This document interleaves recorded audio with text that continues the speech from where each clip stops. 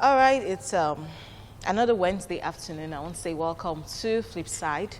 I'm Daisy Leo Asikidi, for those who do not know. And for those who are ardent viewers of this program, I want to say thank you for always making it a date with me right here on television. It's good to know that even though we're done talking here, we always upload our videos on YouTube so you can catch up on whatever episodes you've missed out on. And as I'm speaking right now, you can actually watch our videos on our social media platforms. Today, we're going to be talking about an issue that I'm sure you've heard over and over and over and over and over again for the past 3 weeks. For the very learned persons, I know this week your timeline has been flooded with updates on the coronavirus pandemic. As of last week, I wanted to talk about this, and the question of is it an epidemic or it's a pandemic was top on my mind to ask. But okay, what it says is a pandemic now. But for those who do not know what the word pandemic means, maybe you get to know before the show is over. There's so many questions people are asking. We have answered as much as we can as a media house, but I know there's still a lot more that we need to sort out. Are you maintaining social distance? Do you even know what that is? For those who took bus today. Okay, you really want to stick around, stay with us from start to the end of this episode today to learn as much as you can, because protecting yourself is what matters. If you don't have life, you can't get the wealth you're pursuing. But before we get into our discussion, before you meet my guest, I'll go on a break on It's About You. We have a video on aloe vera and some of its uses. Some people are even using the aloe vera now to make hand sanitizers that they can use for a day, and then the next day they make it again and again. So let's quickly have that video. You will meet my guest after that. We'll get talking about the updates on the coronavirus for today. When I don't hear about the new sickness where they kill people all over the world, whether they call coronavirus, this sickness no they look face so as it fit by person sharp. One of the ways to know say person don't get am. Now when the person get fever and come they cough and sneeze join, and it come they hard the person to breathe. If it don't come be that the sickness not get any vaccine, treatment or cure now. How you fit make sure say you not get am and say this sickness not spread? Since the way to get am now when you breathe am in or through your eyes and mouth, the better thing to do now to wash your hands every time with soap and running water for at least 20 seconds. Try make you know they touch your eyes, nose and mouth. When you want cough or sneeze, use tissue paper to cover your mouth or nose and throw away the tissue well one time and quick wash your hand. Tissue where you go use throw away, better pass handkerchief where you go use put for pocket too. If you not get tissue, use the corner of your elbow, take cover your mouth when you want cough or sneeze. No they touch things anyhow. The more where you not take touch surfaces, hand raise, ATM buttons and many more, the more it go hard for the sickness to reach where you dey. Try make you know they near people too much, especially the one where you get cold, cough and they sneeze well. Some people fit don't get am but he never show weller for him body. If you get fever, cough and to breathe come dey hard, quickly call Edo State Infectious Diseases Response Team with these numbers 080-840-96723 or 080-642-58163 or 080-358-35529. Or waka go the isolated centers where they Edo State for Stella Obasanjo Hospital, University of Benin Teaching Hospital UBTH, Irua Specialist Hospital, Edo Central Hospital, Edo Specialist Hospital, and Auchi General Hospital. No get coronavirus, and if you get them, no spread them. This message is from Independent Television and Radio. The aloe vera plant is considered to be a miracle plant because of its numerous curative and healing benefits. Aloe vera is a green plant whose leaves are filled with a white gel containing vitamins A, B1, B2, B3, B6, B12, C, E, and folic acid. It is also filled with minerals like copper, iron, sodium, calcium, zinc, potassium, chromium, magnesium, and manganese. All these nutrients have tremendous health benefits. Health experts regard aloe vera as nature's most impressive and versatile herb.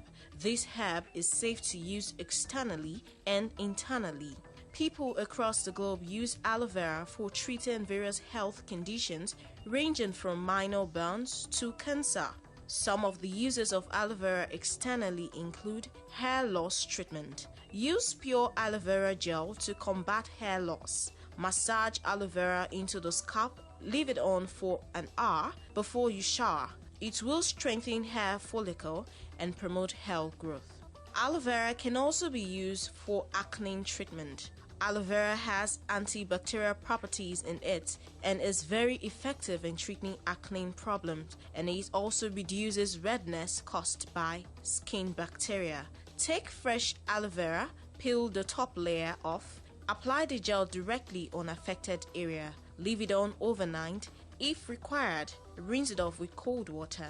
Aloe vera is a cure for stretch marks. Aloe vera is very beneficial in curing many skin problems, including stretch marks. Aloe vera has excellent healing properties. Instead of using store-bought gel, get fresh aloe vera gel because it is more effective.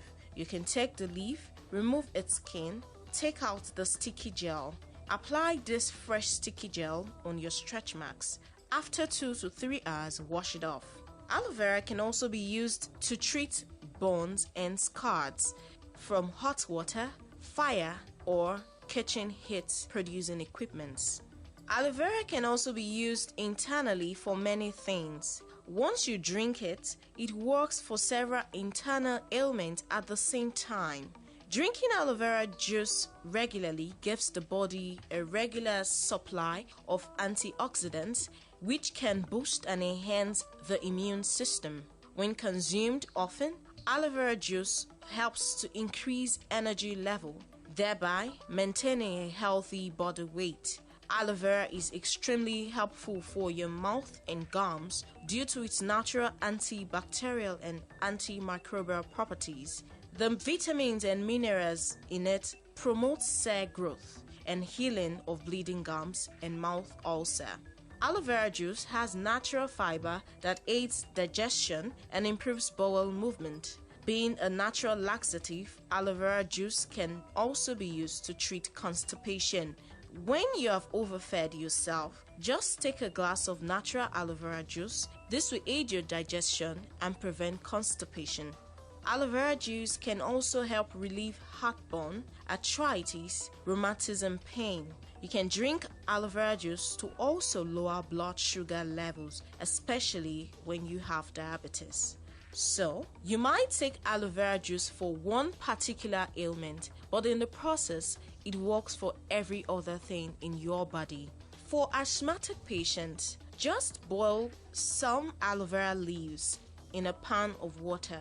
Breathing in the vapor helps to alleviate your asthma. Your body is your responsibility. Take good care of it.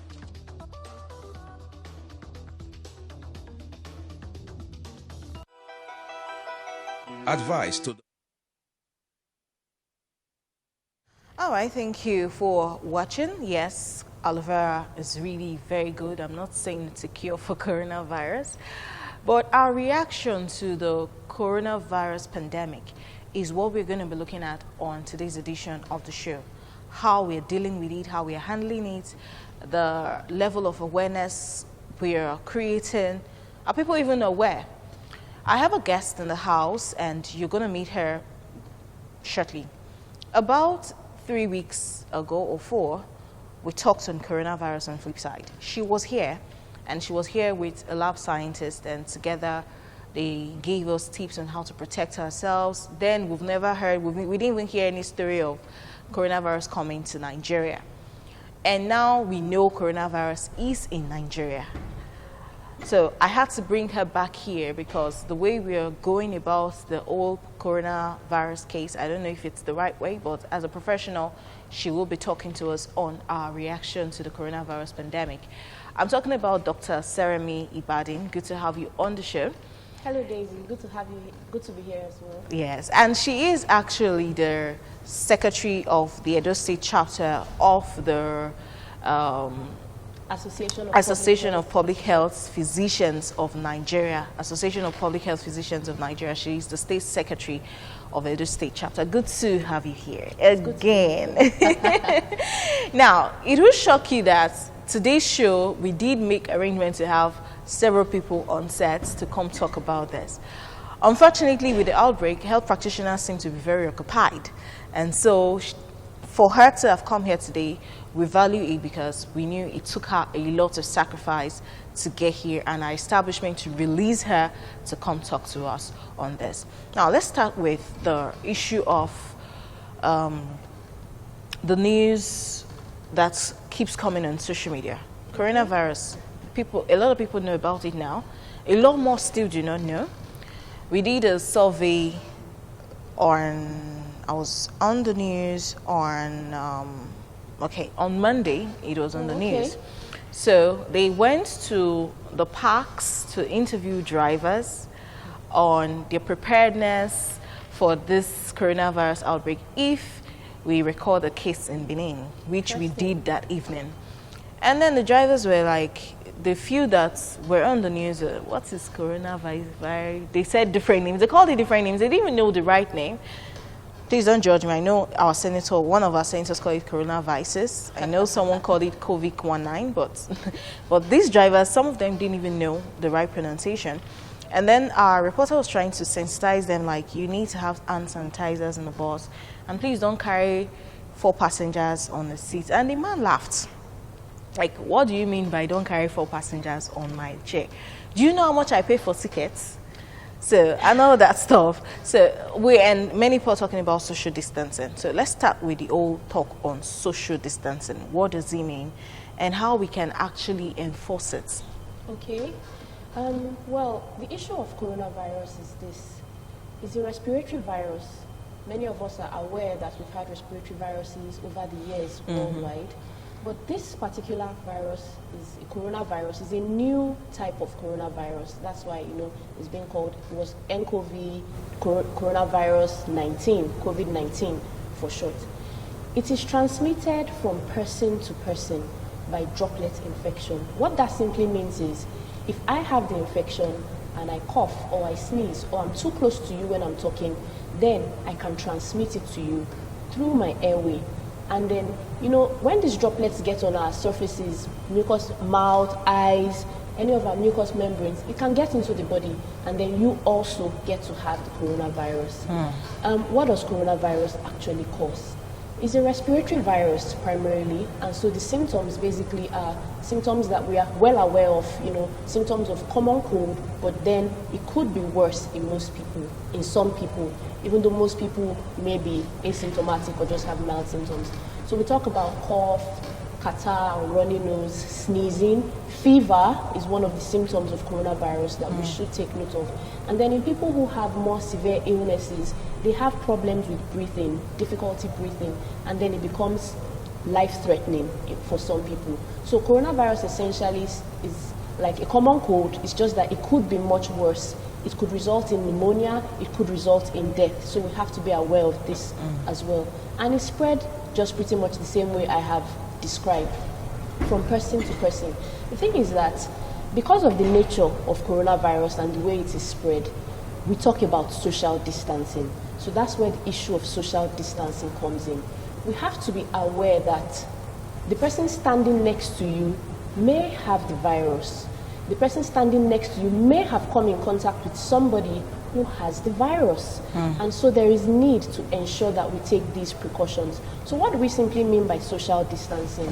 One, we should keep at the back of our minds that we should limit non-essential movements and contacts with people. Even when we come in contact with people, we should maintain a distance, especially from somebody who has symptoms of cough, catarrh, common cold. A distance of at least 2 meters. That's what the NCDC advises us. That's like standing 3 steps, long steps away from the person, so that the droplets, at least it reduces the chances that the droplets can get to you and then infect you. In addition to that, we should avoid unnecessary contact. When we greet people, oh, how are you? Handshaking. It's not advisable at this point in time. We're advised to stay away from unnecessary contact, handshaking, hugging people close, and so on. We should stay away. You can greet people pleasantly. Oh, hello, how are you? You're communicating with them. Now, the main challenge in this is that we go about our daily lives.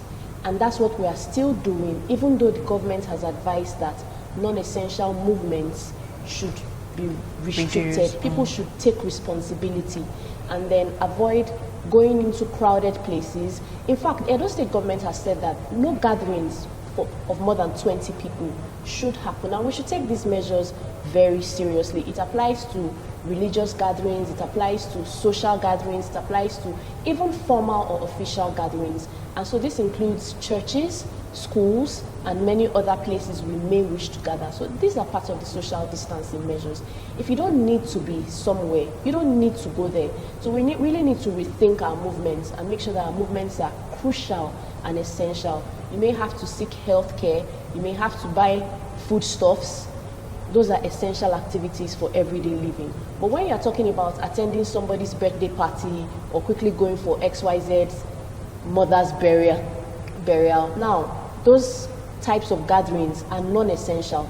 And we need to take this issue of coronavirus seriously because of the way it is spread.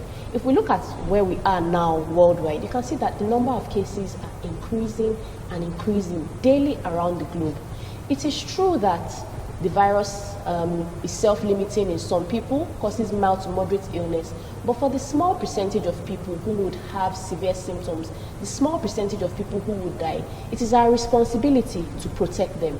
And what can we really do to protect them except social distancing? That's one of the measures, and we also have to take other necessary measures. So social distancing is key, because I'm talking about that first because, you mentioned that first, Yes. that you were at the bus park and then people were talking about I shouldn't carry 4 passengers, how do I pay my bills? Unfortunately, these are real considerations we have to make in our everyday lives as we try to, navigate our way through this pandemic. But it is necessary that we take these measures into consideration and implement them in our daily lives. A bus driver should not be talking about carrying 2 passengers in his front seat, 4 passengers at the back. That is an overcrowded arrangement. And in fact, it is because public transport is essential and we are still, the government has not said we should restrict public transportation. We are advised to avoid it when necessary. But if we look at other countries, a lot of public transport systems are shutting down because it's inevitable that when you put people into public transportation, there's some closeness between them. So these are some of the considerations we should keep in mind.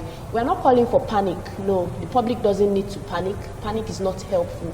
We need to work with facts and what we know. And social distancing is one of those measures. I'm sure as we go along in the show, we would then talk about other measures we need to be implementing. Okay, still talking about the reaction to the coronavirus pandemic. We have updates on WhatsApp. In fact, WhatsApp seems like the fastest way to broadcast messages these days. It's on someone's status. Everyone who views it just copies and they paste without verifying.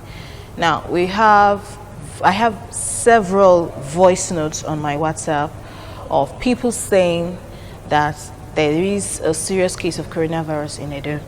As of 2 weeks ago, I had a voice note that there was a case in Benin City. Now, we had not officially announced there was a case. And the guy went on and on to give reasons why he said there's a case, and the person who brought it traveled from Italy, and his family members are taking care of him. So he's very sure it's not one case, but we should be assured that by the next week we'll start hearing things. And somehow the next week we start hearing things, and by this week we've heard properly. It almost seemed like what he was saying was true. But following that, I've had several others. Is it Irua? I've even seen pictures of the so-called coronavirus patients in one of these hospitals looking for ventilators they couldn't get.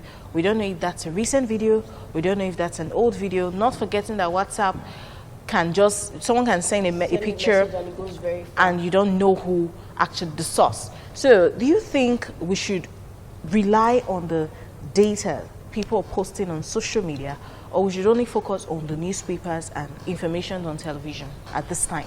Well, it's crucial for us to manage the way we handle information, especially in pandemics, because misinformation creates fear, creates panic, and then it can also lead people to take wrong measures. Regarding the reported cases of coronavirus here and there, we should be aware that we have the NCDC, the Nigeria Center for Disease Control, and they are the control house for managing this pandemic. It's a a parastatal of the Federal Ministry of Health, and so they've taken charge of managing this pandemic, and they are the formal channel for communicating number of cases alongside the Federal Ministry of Health and respective state governments where there are cases of coronavirus. We should, in terms of who is a case, confirmed case, we should work with facts that we have been provided with by the government. Of course, there's fear, there's speculation. Oh, this person came from Italy yesterday. This person came from Germany. This person was in US 3 days ago. This is why we have social distancing measures, because we know in fact that coronavirus can spread from person to person, and we cannot be too careful. We should take note that the government is doing all it can right now in Nigeria, and we are to support them by our activities. What do we need to do to support them? If you feel that somebody has a travel history or history of contact with somebody who had a travel history and then is a suspected or confirmed case of coronavirus, the onus lies on you to self-isolate and to reach out through the designated channels. There are numbers to call, really, when we suspect that we have cases of coronavirus. I'm sure I would leave such numbers in your studio at the end of the show, because I know a lot of people call in to you. Yeah. But the NCDC has a toll-free number. Even the Edo State government has released numbers that the general public can call. So we should be looking to these formal channels for verified information. I cannot overstate the troubles with presenting rumors and circulating them. They are just not helpful. They create fear, they create panic, and then they lead people to do irrational things. Oh, drink garlic water. Oh, there have been so many rumors like that. My husband drank garlic water this morning. You see the point we are trying to make. These are not the helpful things that we need to be doing. So please, let's focus our attention on verified information. Let's work with facts. Let's allay our fears, work with facts, take responsibility, and collaborate with the government. If the government says, don't go to schools, I'm sure there's no school open right now. Schools have closed down. Yes. Places of worship have been told that we don't accept religious gatherings of more than 20 people, or any gathering of more than 20 people for that matter. We need to take these measures in place. And we also need to take our sanitation and hygiene importantly. Hand washing is one of the key preventive measures in this coronavirus pandemic. We need to know that we should take these measures seriously. Don't look at the person next to you and say, this is my brother or my sister. No, we need to wash our hands frequently. In fact, as often as every 20 minutes in a day, especially for those of us who are not locked in our houses going nowhere. You go to work, at your place of work, take out some time, wash your hands with soap and running water for at least 20 seconds. That's about singing happy birthday in your mind 2 times. And you need to wash your hands thoroughly. There was a video on the screen that I saw, so I'm sure you guys will play the commercial again. And yes, then we will. People will be educated on all these measures. Hand washing is one of the key measures, thoroughly with soap and water. And then we have our hand sanitizers, alcohol-based hand rubs that we can use intermittently as we go about our day. What this does is that it kills germs, so it helps us to keep safe, because we really don't know. Aside from somebody coughing or sneezing, people touch surfaces. Somebody coughs on their hand or sneezes or wipes their face and then touches another surface. You come in contact with that surface. We really need to be careful. In terms of people spreading information, we should focus on the facts and spread information that is helpful. Information about how to prevent the spread of the virus. That's what we should really focus on. We should know that we are doing our best in general to inform the public, and also working with the government to do contact tracing. It's true that people returned into Edo State from different parts of the world here and there. So the government is working, and we are working. Public health organizations are working and collaborating with partners to trace people. If you had a travel history, or there's somebody who tested positive to COVID-19, you've been in contact with that person. Generally in Nigeria, we're working to do that tracing so that we can identify people, test them, isolate them, and give them the necessary care and treatment they need, and also their contacts so that we can curb the spread. And again, we'll talk about this issue of social distancing because it's very important. It breaks the chain. If you don't spread it from one person to another, it breaks the chain, and then the most vulnerable are protected. Because people think coronavirus is a small issue. So many people have the virus. They say their symptoms are mild. their symptoms are moderate. But there are some vulnerable people, people with pre-existing medical conditions and illnesses, people with asthma, people who have low immunity in our community, the elderly. Those people are the worst hit by the effects of this virus. They are the ones who are more likely to suffer severe symptoms, to go into respiratory failure, and death occurs. But that's not to say that young people are immune. That's another rumor that I think has been circulating. And people just think that I'm young, I'm not, even if I have it, nothing bad will happen to me. You can't say that for certain, 100%. So we really need to. We should understand that a lot of people like to trade blame and to blame the government. Why did the government not do this on time? Why did the government not do that on time? You have to ask yourself what you can do. Are you doing it? Are you maintaining a social distance? Are you washing your hands? Are you practicing good respiratory hygiene? If you have cough or cold, now is not the time to go to your place of work or to socialize or to mingle with people. Maintain your distance from people and make sure that if you cough or sneeze, you have a tissue that you can sneeze into and dispose of hygienically in a closed bin, and then wash your hands. And you can also sanitize your hands and surfaces where you live. If you have somebody you're taking care of who has a cough or a cold, you also need to take these measures into place. And then if somebody has fever or a history of contact with anybody who may have tested positive or travel history to any of those other countries where it has been coronavirus, and there are quite a lot of them worldwide, it's a pandemic, then you need to reach out to the appropriate health authorities through the necessary channels. We would leave the numbers in your studio as well. So those are some of the measures we need to take. There's no cause for panic, but there's cause for alertness, and we should be prepared and take responsibility for ensuring that we keep ourselves safe and we keep our loved ones safe. Okay, if you've not learned anything from everything she said, personally, I've learned something, and you're going to see that reflects, for those who follow me on social media and those who have my WhatsApp contacts, you would see that on my status today. Any information that is not going to help me, protect me, any information that is not going to make me safer, I don't want to hear it. Please keep your stories of who died and who didn't die. Keep your woes. I want to know what's happening in the world, but please tell me how. I prefer to hear more about how I can make myself safer. So I think that makes a lot of sense. But you all be careful what you send on WhatsApp. Now, you talked about some other rumors that social media has helped spread. The garlic water. I woke up this morning and my husband told me, please boil garlic for me to drink. And I'm like, why garlic? They said it kills corona, so we had to boil garlic. I didn't take it, but it took enough of that. I just imagine how it's going to smell around Benin with that garlic smell. There's that rumor.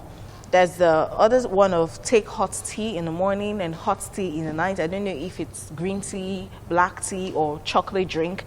Then there's also the rumor of heat limiting the spread.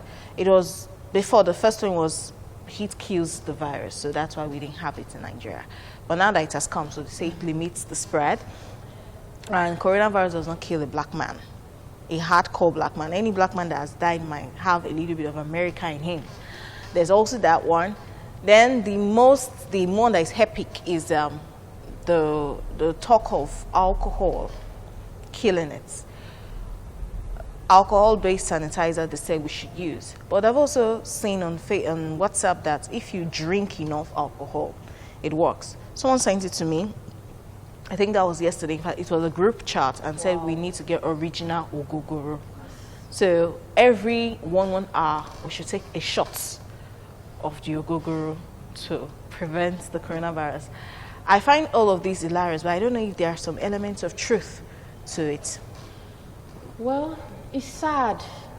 I want to start by saying it's sad because people actually share this news and then believe them to be true.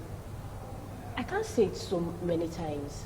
We need to work with facts and the advice we are being given by public health institutions, authorities, and the government. The issue of taking alcohol, drink 1 shot of ogogoro every 1 hour, that is the harmful thing you can't do to yourself at a time like this. Because alcohol has many harmful effects on the body. Even alcohol can cause liver failure. Alcohol can make people disinhibited. You lose your judgment. You don't even know what you are doing. anymore. And it does nothing to prevent you from having coronavirus. The only place alcohol comes in is in the alcohol-based hand sanitizers. And why are we talking about that anyway? To sanitize our hands, to keep our hands clean. So ingesting alcohol is a damaging measure that anybody can implement. And that's what we're just talking about in the previous point of sharing only information that is verified and sent by relevant authorities. The rumors, please, I can't tell people that they should believe these rumors because that will be hurtful to everybody. Drinking garlic water, drinking, what did you say, hot tea kills the virus? Yes, in the morning, and it's like a medication. So one cup in the morning, another cup before bed. There is no reality behind these rumors that has been proven to be effective. We should understand that this virus is a new virus and we are still discovering more about it and should only work with facts and figures. All these native remedies or suggestions and so on and so forth, sure, nothing will happen to you if you drink a cup of tea in the morning and evening, but don't drink it and think that you are then immune from coronavirus, or then you've protected yourself, or then there is no need anymore for you to report when you think you have coronavirus. That would be deleterious to your health and to the health of the people around you.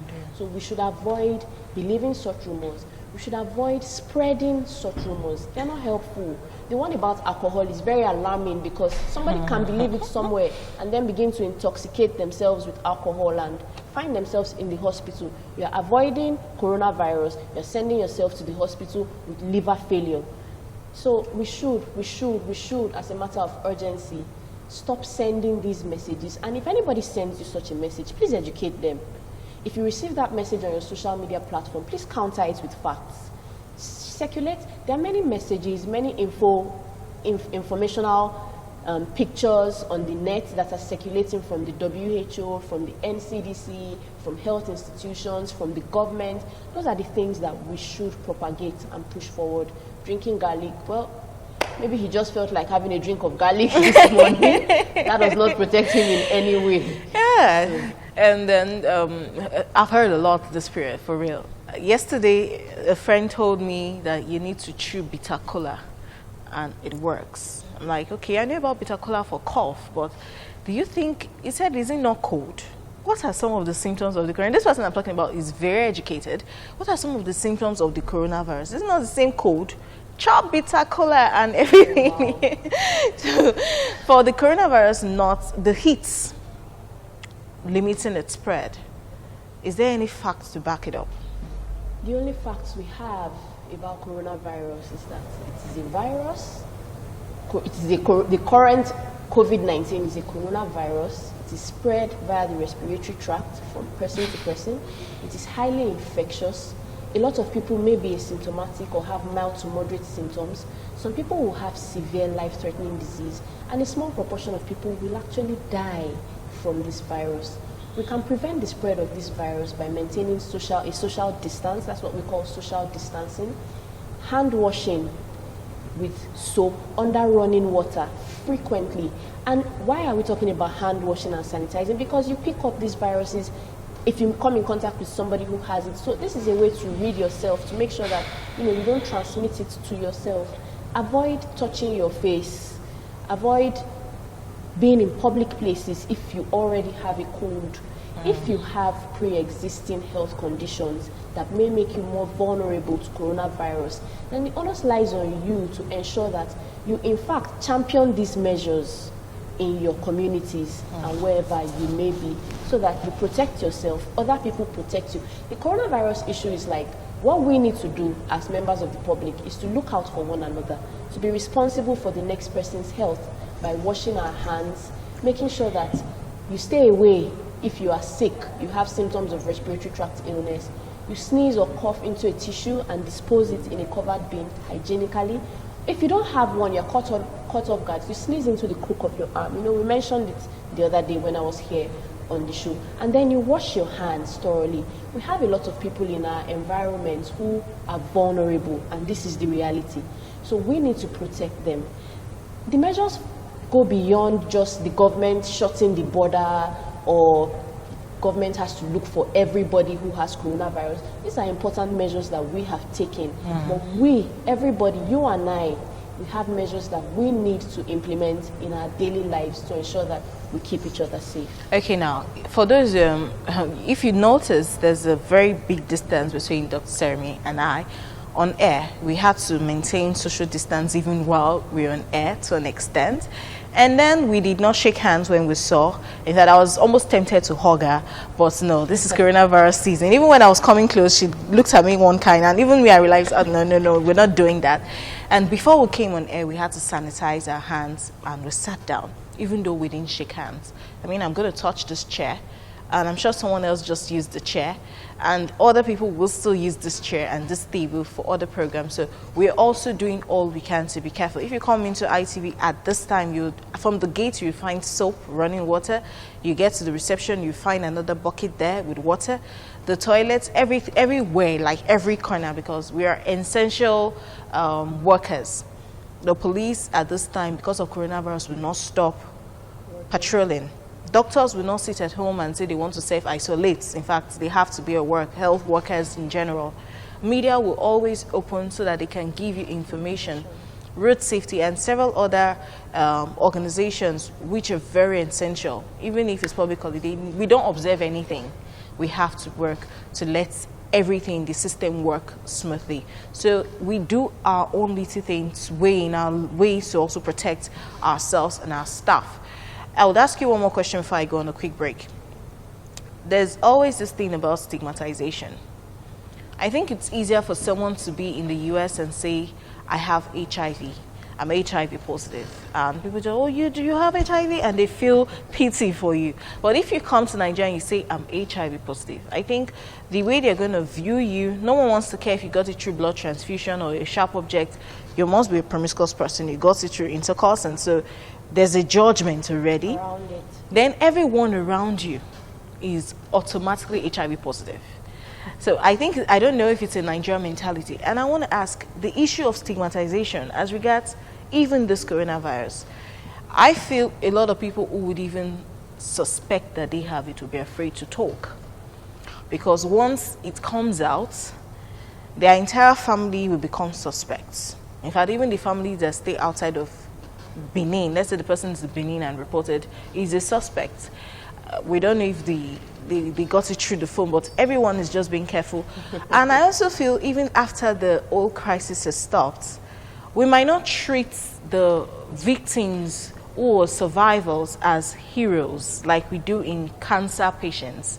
We celebrate them. I don't know who started that and made them survivors, and now it's a trend. If you beat cancer, it's a big thing. So how do we deal with the stigmatization that will come after the coronavirus and even during at this stage? Well, I want to say that about the issue of stigma, we have been doing a lot subconsciously. And one of the measures that people have been taking is there's no secrecy. If you notice around the world, people are not shrouding coronavirus in secrecy. They are not taking it as something they have and should not be spoken about. People are coming out to say, I tested positive for coronavirus. It puts a face to it, and it makes everybody know that we are all vulnerable, big or small, young or old, rich or poor, politician, public, whoever. So this issue is very crucial when it comes to dealing with stigma. Because then you get to look at yourself and say, if this big person can come out and say they have coronavirus, that means it could be anybody. It's not because I'm a bad person, or it's not because, like you said, when they say HIV, the first image that flashes is promiscuous person. Coronavirus is not quite like that. Nonetheless, we have to keep doing more in the media to let people know that they should come forward. For the people who fear that they will be stigmatized if they come forward, they should come forward. You will get help. You will get help for your family or for the contacts. You will safeguard the public, because then we can begin to trace people and say, okay, you tested positive. Yesterday you had a meeting with so person. There were 2 other people there. Let's trace them back to their homes and then make sure that everybody is safe. Fortunately, the government has been publishing. The government has been very active on disclosing positive cases among high-profile individuals in Nigeria. It's not, I don't really want to start mentioning names of people who have tested positive here or tested positive there, but it's not a secret. It's not shrouded in secrecy. When people have to self-isolate, they declare it. Oh, I'm going to self-isolate, so I am so person. I'm going to self-isolate because I came in contact with somebody who has, so person has tested positive. So it helps with the issue of stigmatization. We should really be lending support now to people and trying our best to protect one another. I don't really think that stigmatization related to coronavirus will be anything like HIV, because the virus is, again, like you said, the way it's spread, it could be anybody. It doesn't connote a certain bad lifestyle, which is also wrong for the case of HIV, the stigmatization issue, but that's not the topic for today, so I wouldn't delve into that. Yeah, I just want to use it as an opportunity to put it out there that we shouldn't stigmatize people who have HIV. It's not, we need to show them love and support. So back to topic of the day, I don't think that coronavirus stigmatization would be such serious. A big issue. People are owning it as we speak. So person has it, so person is receiving treatment, so person is isolating. Oh, I have the virus and I'm okay. So person has the virus and is severe. So I think. Okay, you know, I talked about the stigma thing with someone before the show, and he was saying, have you not noticed that everyone on social media who has said they have the virus is either popular or rich? So who cares? They are very rich. We will never judge them. Even if a rich man says he's HIV positive, we will not feel bad. We won't want to collect money. We'll still go and collect and cover the money with the blood and use it. But if a poor man should say it, man, that poor man's generation is finished. So I don't know, but I personally also believe, I join my belief with Dr. Seremi that it's not going to be as severe as the case of HIV, which, by the way, needs to really drop drastically. That's not to say we shouldn't still create awareness about coronavirus and ensure that there's no form of stigmatization whatsoever. Okay. For those who are still thinking about the question of chloroquine, okay, and those who have bought plenty in their houses, we will come back for you.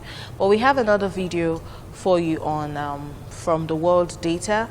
It's actually a body, they have a YouTube channel, they get information on health, always on health, not any other statistics. And they've also put together like a video, animation to make it easy, simplified definition, information, all you need to know about the coronavirus. So I'm just going to push play to that video, and when we'll come back, we'll be concluding this show today. Advice to the public on the coronavirus, also called COVID-19 pandemic. The World Health Organization, WHO, recommends you take the following measures. Know that most people who become infected experience mild illness and recover, but it can be more severe for others. Take care of your health and protect others by doing the following. Regularly and thoroughly clean your hands with an alcohol-based hand sanitizer or wash them with soap and water. Washing your hands with soap and water or using alcohol-based hand sanitizer kills viruses that may be on your hands. Maintain at least 1 meter, which is 3 feet distance between yourself and anyone who is coughing or sneezing. Hands touch many surfaces and can pick up viruses. Once contaminated, hands can transfer the virus to your eyes, nose, or mouth. From there, the virus can enter your body and can make you sick.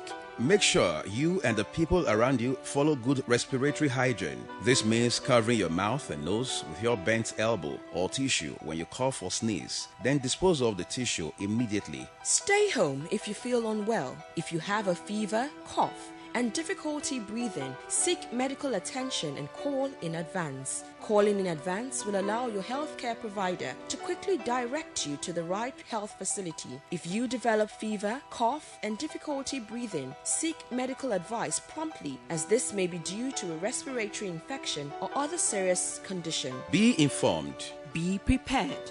Be smart. Be safe. Be ready to fight COVID-19. This message is brought to you courtesy Independent Television and Radio. In December 2019, the Chinese authorities notified the world that a virus was spreading through their communities. In the following months, it spread to other countries, with cases doubling within days. This virus is the severe acute respiratory syndrome-related coronavirus 2 that causes the disease called COVID-19 and that everyone simply calls coronavirus. What actually happens when it infects a human, and what should we all do?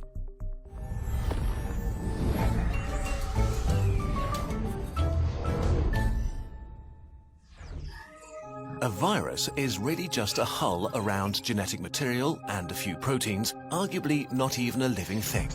It can only make more of itself by entering a living cell. Corona may spread via surfaces, but it's still uncertain how long it can survive on them. Its main way of spreading seems to be droplet infection, when people cough, or if you touch someone who's ill and then your face, say rubbing your eyes or nose. The virus starts its journey here and then hitches a ride as a stowaway deeper into the body. Its destinations are the intestines, the spleen or the lungs, where it can have the most dramatic effect. Even just a few coronaviruses can cause quite a dramatic situation. The lungs are lined with billions of epithelial cells. These are the border cells of your body, lining your organs and mucosa, waiting to be infected. Corona connects to a specific receptor on its victim's membranes to inject its genetic material. The cell, ignorant of what's happening, executes the new instructions, which are pretty simple: copy and reassemble. It fills up with more and more copies of the original virus until it reaches a critical point and receives one final order: self-destruct. The cell sort of melts away, releasing new corona particles, ready to attack more cells. The number of infected cells grows exponentially. After about 10 days, millions of body cells are infected and billions of viruses swarm the lungs. The virus has not caused too much damage yet, but corona is now going to release a real beast on you, your own immune system.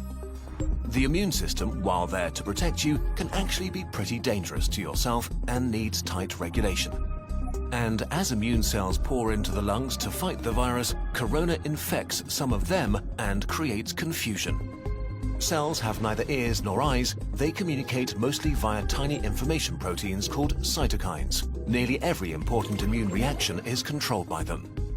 Corona causes infected immune cells to overreact and yell bloody murder.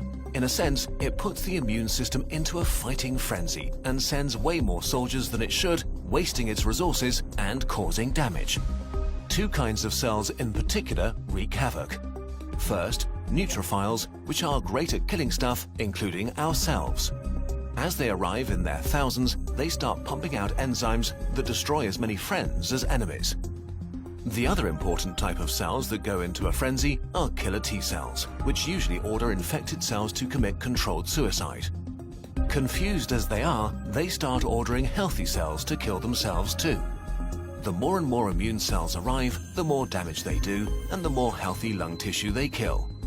This might get so bad that it can cause permanent, irreversible damage that leads to lifelong disabilities. In most cases, the immune system slowly regains control. It kills the infected cells, intercepts the viruses trying to infect new ones, and cleans up the battlefield. Recovery begins. The majority of people infected by corona will get through it with relatively mild symptoms. But many cases become severe or even critical. We don't know the percentage because not all cases have been identified, but it's safe to say that there is a lot more than with the flu. In more severe cases, millions of epithelial cells have died, and with them, the lung's protective lining is gone. That means that the alveoli, tiny air sacs via which breathing occurs, can be infected by bacteria that aren't usually a big problem. Patients get pneumonia, respiration becomes hard or even fails, and patients need ventilators to survive. The immune system has fought at full capacity for weeks and made millions of antiviral weapons. And as thousands of bacteria rapidly multiply, it is overwhelmed. They enter the blood and overrun the body. If this happens, death is very likely. The coronavirus is often compared to the flu, but actually, it's much more dangerous. While the exact death rate is hard to pin down during an ongoing pandemic, we know for sure that it's much more contagious and spreads faster than the flu. There are two futures for a pandemic like corona: fast and slow. Which future we will see depends on how we all react to it in the early days of the outbreak. A fast pandemic will be horrible and cost many lives. A slow pandemic will not be remembered by the history books. The worst-case scenario for a fast pandemic begins with a very rapid rate of infection because there are no countermeasures in place to slow it down. Why is this so bad?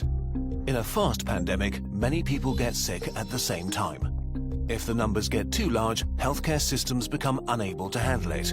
There aren't enough resources like medical staff or equipment like ventilators left to help everybody. People will die untreated. And as more healthcare workers get sick themselves, the capacity of healthcare systems falls even further. If this becomes the case, then horrible decisions will have to be made about who gets to live and who doesn't. The number of deaths rises significantly in such a scenario. Okay, so we couldn't play the entire video for you. We had to cut it short at some point.